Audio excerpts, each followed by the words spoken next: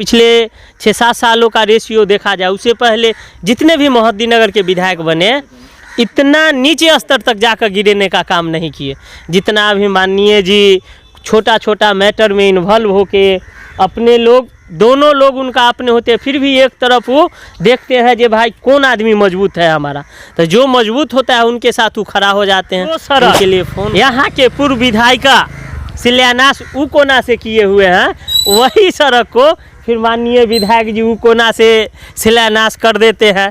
तो इन लोगों में कहीं ना कहीं सेटिंग है, ट्यूनिंग बैठा हुआ है, क्योंकि दोनों तो एक एरिया के रहने वाले हैं। इन लोगों का अच्छा सामंजस्य। मोहद्दीनगर के स्थानीय नेता को टिकट न देने का मुख्य कारण यहाँ के स्थानीय नेता आपस में लड़ाई लगा ना आपस में लड़ाई ना हमेशा से 4-5 लोगों का टिकट रहा है, उम्मीदवार किसी को दे देते।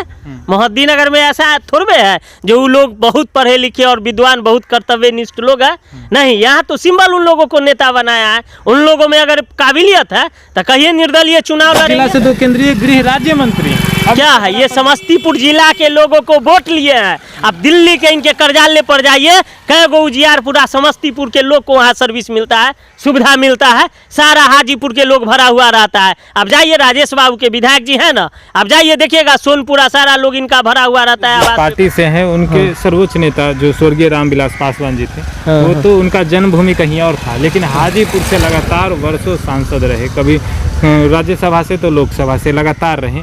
जन्मभूमि पर उन्होंने विकास किया या नहीं किया वो कोई नहीं जानता, लेकिन हाजीपुर के लिए जो विकास किया विपक्षी पार्टी और जो भी हैं सब उनकी तारीफ करते हैं।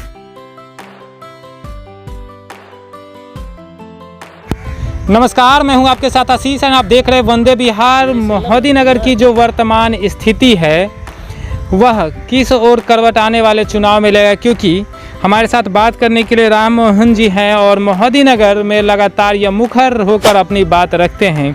बताइए, 3 साल का जो कार्यकाल है, सत्ता में रहे यहाँ के जो विधायक हैं और अभी विपक्ष में हैं, किस तरह से आप देखते हैं? भाई विधायक जी क्या फिर ले लाए विधायक जी पर, भाई क्या करेंगे ये लोग, तो दोनों आदमी अभी कुछ भी कहा जाए, आप बोलते विधायक के पहले हम नहीं करेंगे काम, तो खैर आप नेता है, हमारा सवाल होगा कि क्या किए हैं, क्योंकि अभी तो आप गठबंधन में। अरे क्या करेंगे, वो मोहद्दीनगर के मुद्दा पर हम भाई न्यूट्रल रहेंगे। मोहद्दीनगर देख लीजिए, ये मोहद्दीनगर हम लोग का है, यहाँ हम जन्म लिए हैं, हम लोग का मोहद्दीनगर से जो प्यार मुहब्बत है इस धरती से, यहाँ के लोगों से, स्वाभाविक बात है जो उन लोगों के पास ये प्यार मोहब्बत और जो इस धरती के लिए ममता है वो उन लोगों के पास नहीं है। वो बिजनेस के लिए यहाँ आए हैं, बिजनेस के तरह यहाँ के लोगों को डील करते हैं। अरे उसका टोला में अगर वो हमारे पक्ष में नहीं है तो उसके गोतिया में फलना आदमी को हम अपने पक्ष में कैसे करें। उसका छोटका भाई अगर हमारे साथ नहीं है तो उसका बड़का भाई हमारे साथ कैसे आए। ये सब सेटिंग और गेमिंग का दिमाग लगाते रहते हैं। ये किसी भी गांव में जाइए, ऐसा छोटा छोटा मैटर में विधायक जी जिस प्रकार से इन्वॉल्व होकर एक पार्टी के साथ पार्टी के तरह लड़ने के लिए थाना पुलिस को हर जगह दबाव दे रहे हैं, एक तरफा हम कहते जे भाई इतना सही नहीं है। इतना नीचे स्तर पर जाकर आज तक मोहद्दीनगर के इतिहास में जब से बाहरी के लोग विधायक बनने लगे हैं, पिछले 6-7 सालों का रेशियो देखा जाए, उससे पहले जितने भी मोहद्दीनगर के विधायक बने इतना नीचे स्तर तक जाकर गिरने का काम नहीं किए जितना अभी माननीय जी छोटा छोटा मैटर में इन्वॉल्व होके अपने लोग दोनों लोग उनका अपने होते हैं, फिर भी एक तरफ वो देखते हैं कि भाई कौन आदमी मजबूत है हमारा, तो जो मजबूत होता है उनके साथ वो खड़ा हो जाते हैं। उनके लिए फ़ोन करना माने इतना नहीं होना चाहिए। अरे भाई अपने एक विधायक है, उनकी गरिमा को माननीय है, उनकी गरिमा को बचाना उनका भी कर्तव्य है। मोहद्दीनगर के लिए तो माननीय है भाई। अच्छा, 2 बातें हैं, आपने एक गोतिया का जिक्र किया और एक फ़ोन कॉल का जिक्र किया। 2 प्रश्न होंगे दोनों का भी।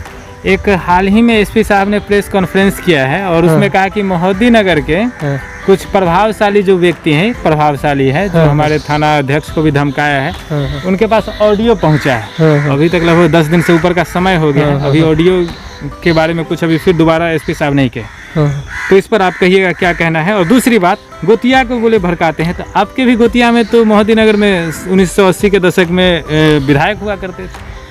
भाई उनका तो आज जाइए ना, उनको तो हम बोलते हैं ना, उनके बारे में जब वो बने थे तो उनके बारे में उनका विरोधी भी बोलते हैं आज जब उनके ज़माने के जो कट्टर विरोधी हुआ करते थे वो उनके बारे में बोलते हैं कि रामचंद्र बाबू जैसा विधायक आज तक मोहद्दीनगर विधानसभा में नहीं हुआ। तो मैं भी लेकिन पिछले 7 साल के रेशियो में आप देखिए, जो सड़क यहाँ के पूर्व विधायिका शिलान्यास उकोना से किए हुए हैं, वही सड़क को फिर माननीय विधायक जी उकोना से शिलान्यास कर देते हैं।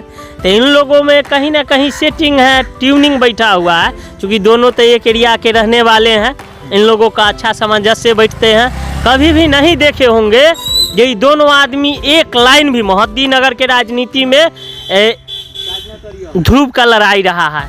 अगर जिस समय बुल्गानिन जी थे राजनीति में, अजय कुमार बुल्गानिन जी गार्जियन है हमारे, माने राणा गंगेश्वर सिंह जी थे गार्जियन है, उन लोगों भी जिस समय राजनीति में थे तो उस समय लगता था कि एक दूसरे के दोनों विपक्षी है। लेकिन आज तो आपको लगवे नहीं करेगा, आज लगेगा ही नहीं जे एक दूसरे का यहाँ विपक्षी है। यहाँ लोगों का सेंटिमेंट, बाहरी लोगों को मोहद्दीनगर के लिए ये सेंटिमेंट बैठ गया है जो हम वहाँ जाए एन केन प्रकार सिर्फ सिंबल लेकर आए। और मोहद्दीनगर के लोग कुछ % लोग हैं जो लालू जी के सिंबल के गुलाम हैं, कुछ लोग हैं जो मोदी जी के सिंबल के गुलाम हैं।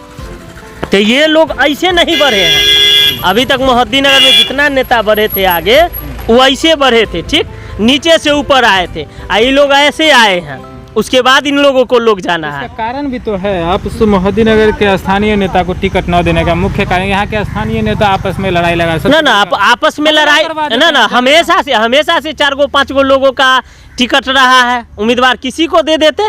मोहद्दीनगर में ऐसा थोड़े है जो वो लोग बहुत पढ़े लिखे और विद्वान, बहुत कर्तव्यनिष्ठ लोग हैं, नहीं। यहाँ तो सिंबल उन लोगों को नेता बनाया है। उन लोगों में अगर काबिलियत है तो कहिए निर्दलीय चुनाव लड़ेंगे बिना, अगर माननीय विधायक जी को अगर उपचुनाव में टिकट नहीं मिलता तो क्या आपको लगता है कि निर्दलीय आके 20,000 22,000 वोट ले आते?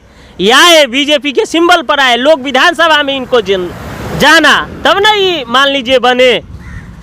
आज पूर्व विधायिका जी हैं, सब नेता है यहाँ है, जिनको लगता है टैलेंट है तो वो बिना सिंबल के चुनाव लड़े ना, मालूम चल जाएगा जी क्या टैलेंट होता है। और भी बहुत सारे लोग बाहर के लोग, अब तो सबका माइंड सेट हो गया है जो मोहद्दीनगर सेफ जोन है वहाँ के।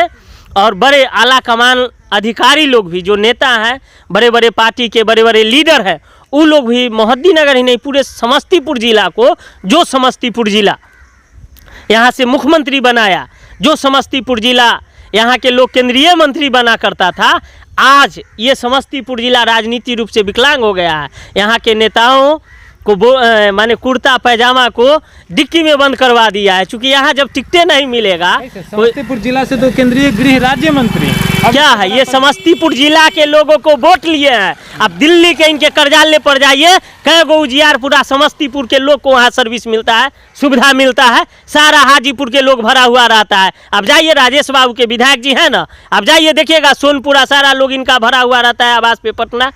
तो भाई ये स्वाभाविक बात है।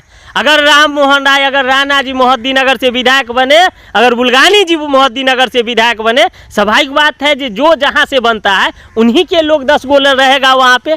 तो ये तो आए जो हम तो भाई बिजनेस किए हैं, वहाँ से टिकट लेकर आए हैं, टिकट के दम पे आए, एन केन प्रकारे ने यहाँ के लोगों को लोभ दे के जैसे भी हुआ वोट लेके जीतने का काम किया। अब यहाँ के लोगों को ठेंगा दिखा रहे हैं, ये तो कोई बहुत बड़ा बात है नहीं। सड़क की बात की, वो उधर से उद्घाटन करते हैं तो ये इधर से करते हैं। हाँ, अभी तक हम 10 जगह आपको ऐसा दिखाएंगे जो एक तरफ से माननीय पूर्व विधायिका जी अगर शिलान्यास किए हुए हैं तो दूसरे तरफ से माननीय विधायक जी राजेश कुमार सिंह जी दूसरे तरफ से शिलान्यास किए हुए हैं। आइए हम बाकरपुर पंचायत में दिखाएंगे, आइए हमारे कुरसाहा पंचायत के बाकरपुर गाँव है वहाँ भी दिखाएंगे, आइए हमारे पंचायत कुरसाहा में, और भी कई जगह ये जगह इस सड़क के भी बारे में सुनते हैं, और भी कई जगह आप चले, आपको दिखाने का हम काम करेंगे। अगर आप बता सकते हैं क्या नया काम ये लोग काम करने के लिए आए हैं जो नया काम करेंगे, ये लोग काम करने के लिए आए। इनको विधायक बनना था, मोहद्दीनगर के लोगों को ठग के एन केन प्रकारे ने यहाँ से विधायक बनना था,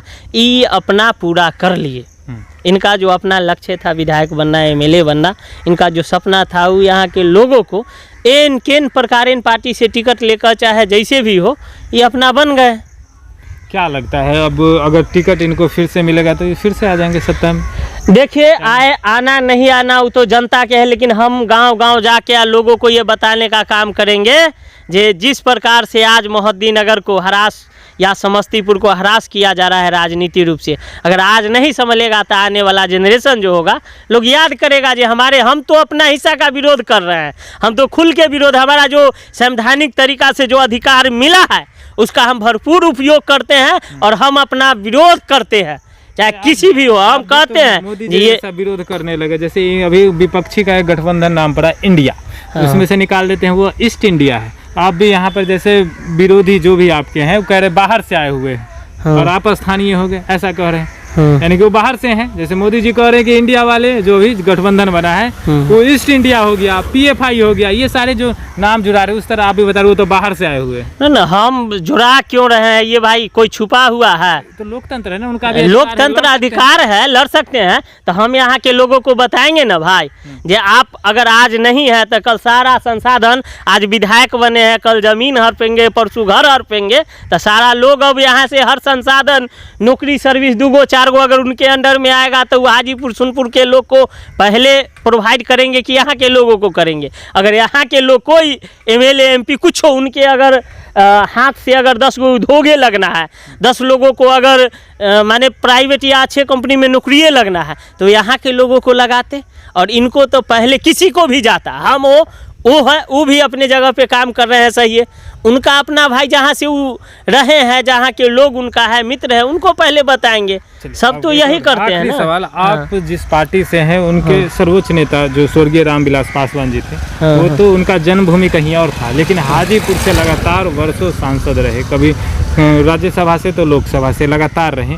जन्मभूमि पर उन्होंने विकास किया या नहीं किया वो कोई नहीं जानता, लेकिन हाजीपुर के लिए जो विकास किया विपक्षी पार्टी और जो भी हैं सब उनकी तारीफ करते हैं। और अरे भाई, तो रामविलास जी जितना बड़ा नेता, लालू जी आए ना, उनके पत्नियां का यहाँ से लड़े ना चुनाव, तेजस्वी यादव लड़े ना, नीतीश कुमार आकर लड़े ना चुनाव, बिहार का बड़ा नेता आकर न लड़े जो ऑल इन ऑल मालिक हो।